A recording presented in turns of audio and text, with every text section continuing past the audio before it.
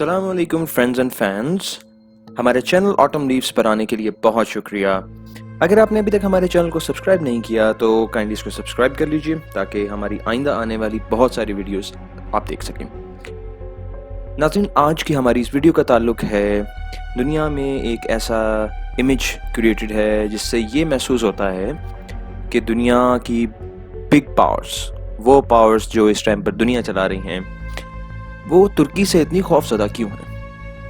क्यों तुर्की एक खौफ का अलंबरदार उनकी नज़र में नज़र आता है? क्यों जब भी इंटरनेशनल पॉलिटिक्स पे बात होती है तो तुर्की और पाकिस्तान पे उंगली उठती है? क्यों जब भी इंटरनेशनल पॉलिटिक्स में कहीं भी तुर्की का नाम आता है तो कोशिश पाकिस्तान को जिस तरह से टेररिस्ट स्टेट डिक्लेयर करने की गई, वैसे ही तुर्की को भी टेररिस्ट स्टेट डिक्लेयर करने की जाती है। समझने वाली बात नाज़रीन, हमारी हिस्ट्री में मुहित है।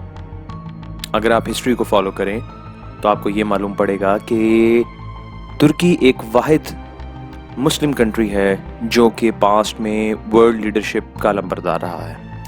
ये वो मुल्क है जिसने 600 प्लस ईयर्स तक एक बहुत बड़े एरिया पर यानी 3 बर्रे आज़मों पर हुकूमत की थी। ये वो कंट्री है जो कि खिलाफत का दावेदार रहा है। ये एक अलग बहस है जिस पे फुक़हा बहस कर सकते हैं कि क्या वो हकीकत में खिलाफत थी या नहीं थी, लेकिन वर्ल्ड मुस्लिम लीडरशिप तुर्कों के पास रही है 600 साल तक। पूरी दुनिया में कहीं पे भी अगर किसी मुस्लिम को किसी गवर्नमेंट की किसी पॉलिसी पे इस्तदलाल करना होता था तो वो टर्किश गवर्नमेंट की तरफ देखते थे, यानी सल्तनत उस्मानिया की तरफ देखते थे। ये सल्तनत उस्मानिया जब टूटी तो इसके नतीजे में तुर्की वजूद में आया। अनातोलिया का वो इलाका जहाँ से ये शुरू हुई थी, उस इलाके को तुर्की का नाम दिया गया। नाज़रीन, सबसे बड़ी इंपॉर्टेंट बात यह है कि एक माइंडसेट और एक कल्चर लीडरशिप का अगर हम पाकिस्तान में देखें, ये खित्ता बर्रे सगीर का वो खित्ता है जहाँ पर आपको पास्ट में कहीं पे भी कभी भी कोई भी लीडर उभरता हुआ नज़र नहीं आएगा जो यहाँ से उठा हो, इस ज़मीन से उठा हो और जाकर बाहर किसी दूसरी सरजमीन में हुकूमत करके आया हो।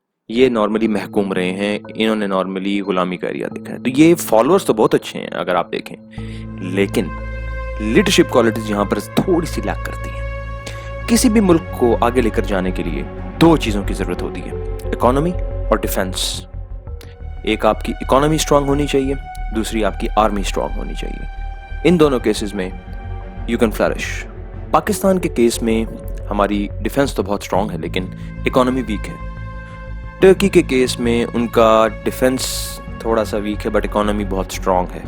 अभी रिसेंटली आपके इल्म में एक न्यूज़ आई होगी कि टर्किश गवर्नमेंट ने एक क्रूज़ मिसाइल का तजुर्बा किया जो कि कामयाब रहा, और इस चीज़ के ऊपर इसराइल और इससे रिलेटेड वो कंट्रीज़ जो तुर्की के अगेंस्ट हैं उनको इशू हो गया, बिकॉज तुर्की का वो साहिली इलाका जहाँ पे कुछ कहा जाता है कि ऑयल के रिजर्व्स भी हैं और वो इंटरनेशनल वाटर्स जहाँ पर इसराइल एक तरफ टर्की के लगता है, दूसरी तरफ बाकी वेस्टर्न पावर्स का रूट लगता है, उस एरिया को अटैक के लिए सिक्योर कर लिया गया है। बिकॉज वो जो क्रूज़ मिसाइल का तजुर्बा कामयाब हुआ है वो ज़मीन से समंदर में तकरीबन कोई 200 के अराउंड किलोमीटर्स हैं जहाँ तक वो मार करता है। सो अब इसराइल और ग्रीस और वो कंट्रीज़ जिनसे टर्की की इस टाइम पर नहीं बन रही है, उनको थोड़ा सा इशू क्रिएट हो चुका है इंटरनेशनल लेवल के ऊपर। वो इस चीज़ से खाइफ हैं कि तुर्की के पास भी ऐसी टेक्नोलॉजी आ चुकी है।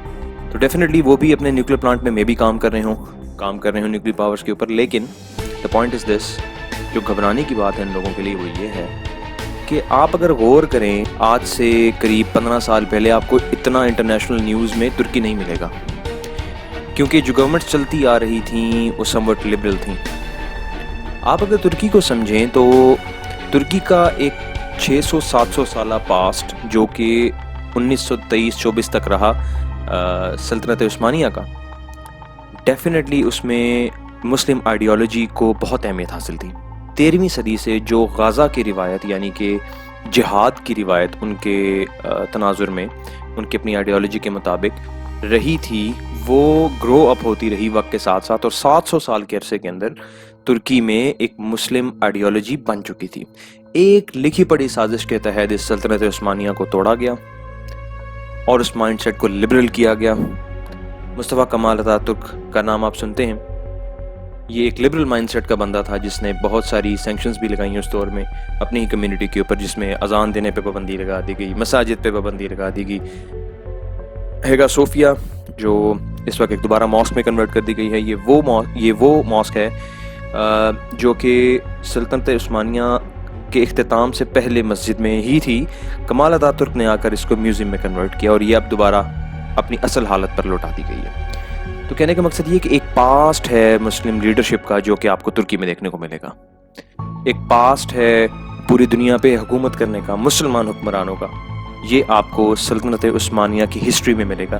یہ ایک بہت بڑی ریزن ہے جب آپ آج دیکھتے ہیں کہ طیب اردگان جیسا لیڈر جو کہ آٹومنز کو بہت فالو کرتا ہے، سلطنت عثمانیہ کو بہت فالو کرتا ہے، مسلم آئیڈیالوجیکل اسٹیٹ کو بہت فالو کرتا ہے، تو باقی دنیا کو اب خطرہ ترکی سے اس لیے لگ رہا ہے کیونکہ وہ جانتے ہیں کہ مسلمان کے لیے شہید ہونا ایک بہت بڑے شرف کی بات ہے. اور اگر کوئی مسلم ملک جو کہ جس کے پاس لیڈرشپ کا ایکسپیرینس بھی ہو، اکانومی بھی اسٹرانگ ہو، اگر وہ اسٹرانگ ہو جائے گا 2023 کے بعد اکنامکلی بہت زیادہ اور ساتھ میں ڈیفنس اس کے پاس آ جائے، یا اس کا ایک الائی پاکستان جیسا ملک بن جائے جس ملک میں مسلم آئیڈیالوجی کو بہت حد تک ویلیو حاصل ہے، فالو ابھی بھی کیا جاتا ہے. پاکستان اس زمرے میں لبرل نہیں کہلایا جا سکتا جس طرح سے باقی یورپین کنٹریز ہیں یا اور کچھ مسلم ممالک کو بنایا جا رہا ہے. اور یہی کوشش کی جا رہی ہے کہ پاکستان کو اس لبرل میں کنٹری میں کنورٹ کر دیا جائے، جو کہ ابھی تک پورا نہیں ہو سکا الحمدللہ رب العالمین. تو مقصد کہنے کا یہ ہے کہ دنیا کو ترکی سے جو خوف ہے وہ اسی چیز کا ہے کہ ان کے پاس ایک بہت واسٹ ایکسپیرینس ہے ورلڈ لیڈرشپ کا. ان کے پاس اس وقت بھی ایک قیادت موجود ہے جو انٹرنیشنلی ریکگنائزڈ ہے طیب اردگان کی صورت میں، اور یہی وہ لیڈرشپ ہے ترکی میں اس ٹائم پہ جو کہ مسلم آئیڈیالوجی کو لے کر آگے چل رہی ہے.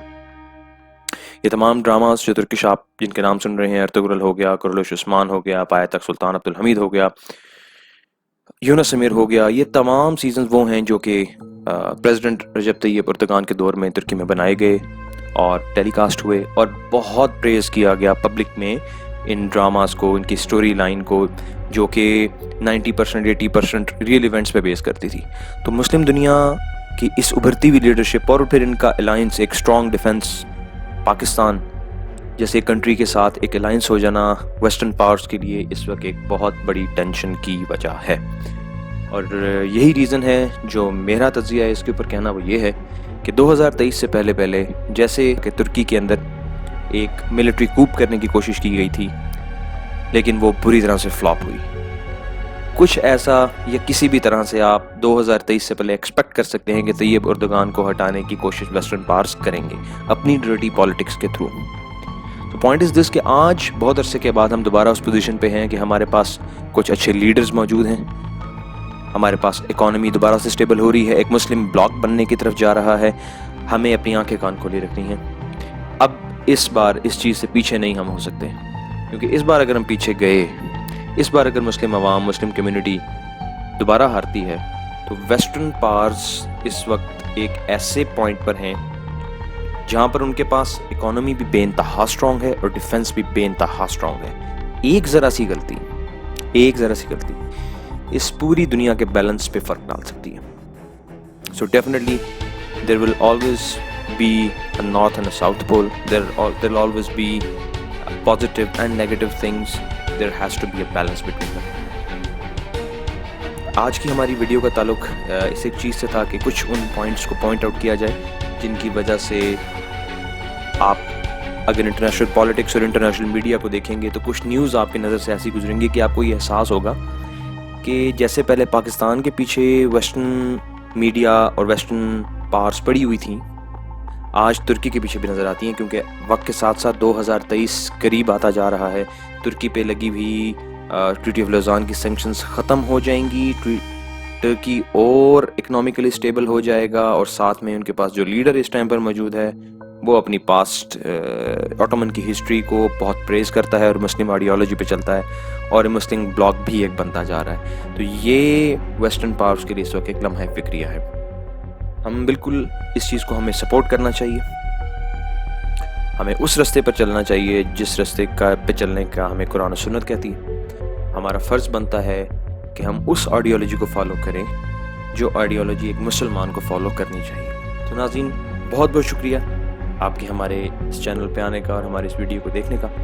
اگر آپ نے ہمارے چینل کو سبسکرائب نہیں کیا تو کائنڈلی ہمارے چینل کو سبسکرائب کر دیجیے تاکہ آگے آنے والی اس طرح کی مسلم ہسٹری اور کرنٹ افیئرس سے ریلیٹڈ اور انٹر لنکڈ ویڈیوز آپ تک پہنچ سکیں. Thank you very much. اپنا بہت خیال رکھیے. السلام علیکم.